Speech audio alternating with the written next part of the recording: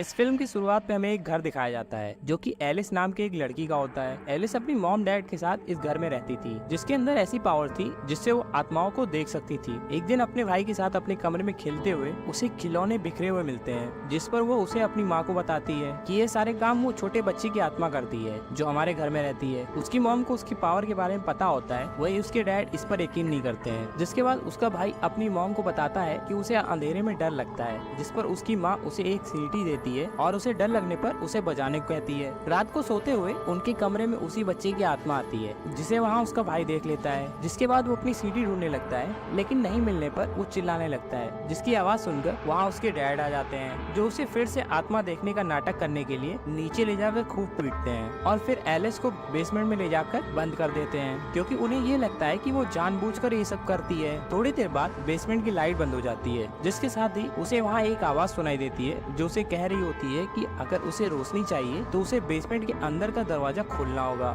जिस पर एलिस वहीं रखी चाबी से उसे खोल देती है जिससे एक शैतानी आत्मा बाहर आकर उसे अपने वश में कर लेती है। तभी वहाँ उसकी मॉम आ जाती है जिसे वो वहीं मार देती है। अब वक्त के साथ एलिस काफी बड़ी हो गई है लेकिन वो अपनी मॉम का कातिल खुद को ही समझती है। एक दिन उसे घर में एक लड़की दिखाई देती है जो उसे लगातार घूरे जा रही होती है। असल में वो एक आत्मा होती है। एलिस के डैड को बताने पर वो उसे फिर से मारने लगते हैं जिस पर वो भी उन्हें धक्का देकर घर से भागने का फैसला करती है। जिसके कई साल बीत जाने के बाद उसके बुढ़े होने पर वो दो लोगों के साथ रहती हुई दिखाई देती है जो कि उनके साथ मिलकर आत्माओं से परेशान लोगों की मदद करते थे। आज उसे मैक्सिको से एक कॉल आता है जो उन्हें बताते हैं कि उनके घर में सब अजीब हो रहा है। एलिस के वहाँ पहुँचने पर वो हैरान रह जाती है क्योंकि ये वही घर था जहाँ वो बचपन में रहा करती थी। छानबीन करने पर उसे वहाँ उसके बचपन से जुड़ी बहुत सी चीजें मिलती हैं। उनमें से एक वो सीटी भी होती है जिसे उसके भाई को उसकी मॉम ने दिया था। वो उसे जांच करने लगती है तभी वहाँ एक आत्मा उस पर हमला करके उस सीटी को उससे छीन लेती है। जिसके बाद एलिस छानबीन के लिए एक कैफे में जाती है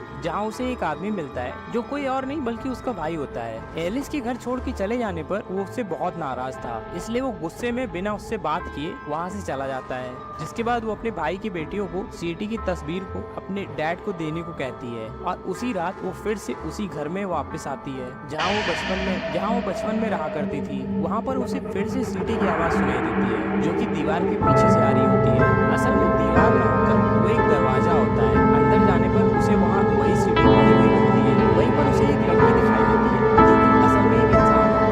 दरअसल वो आत्मा उसे यहाँ इस लड़की की मदद करने लाई थी। तभी वहाँ पर वो आदमी आ जाता है जिसने उसे यहाँ कॉल करके बुलाया था। उसके हाथ में एक गन होती है। उसने इस लड़की को यहाँ कैद कर रखा है। दरअसल उस पर पूरी आत्मा का कब्जा होता है जिससे एलिस ने उस कमरे से आजाद कर दिया।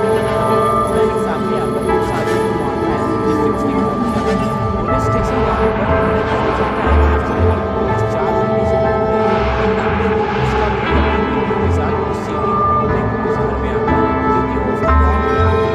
वही उसकी बेटी की गलती से पुलिस में चली जाती है और उसको हमला कर देती है और उसे आत्मा कैद कर लेती है जिससे वो असल में वहाँ चली जाती है।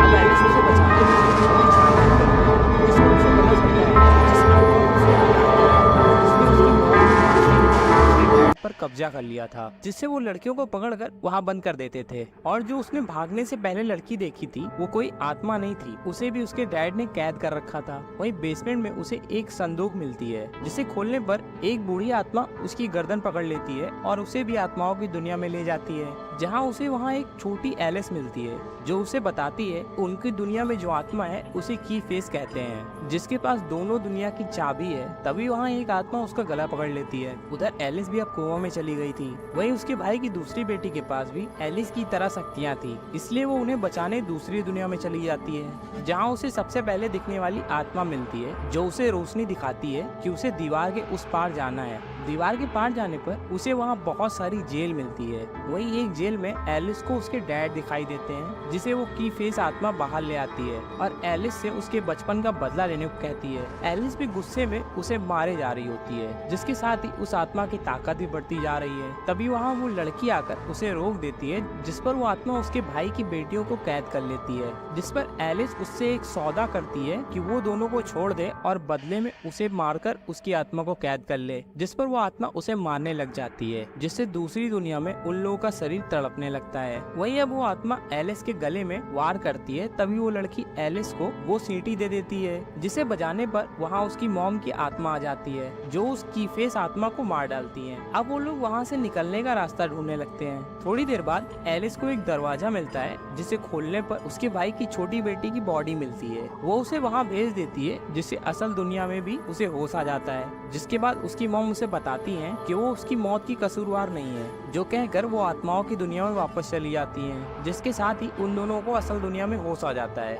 वही होश में आने के बाद एलिस अपने भाई को वो सीटी दे देती है, जिसके साथ ही ये फिल्म यही खत्म हो जाती है।